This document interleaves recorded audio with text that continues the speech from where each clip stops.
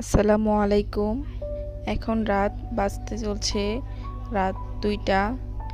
এর মধ্যে আমার হাজবেন্ড আমাকে বলতেছে সে পরোটা আর ডিম ভাজা খাবে, আর সে বলতেছে তাকে এখনই বানাইয়া খাওয়াতে হবে।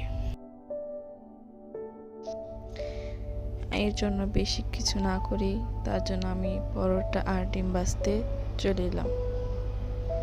আমি কি রুটি বানাতে পারি?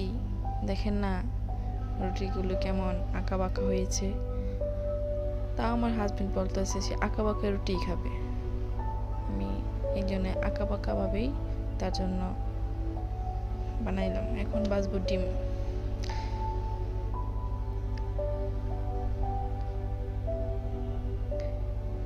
ডিমটা ভাজতে বেশিক্ষণ সময় লাগে নাই, একটা ডিম তো এর জন্যই তাড়াতাড়ি হয়ে গেছে।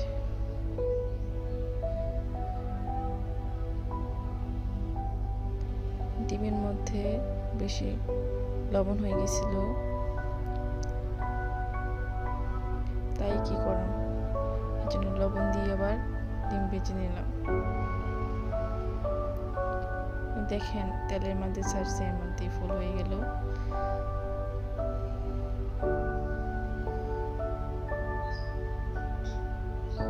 এখন আমি উল্টাবো এটারে।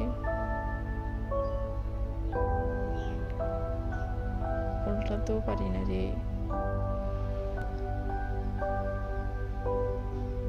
হ্যাঁ, ডিম ভাজা হয়ে গেছে। এখন আমি সেটাকে ভালো করে নাড়িয়ে চড়িয়ে উঠাবো। আমার রান্না কমপ্লিট হয়ে গেছে। আমার রান্না যদি ভালো হয়ে থাকে একটা লাইক দেবেন।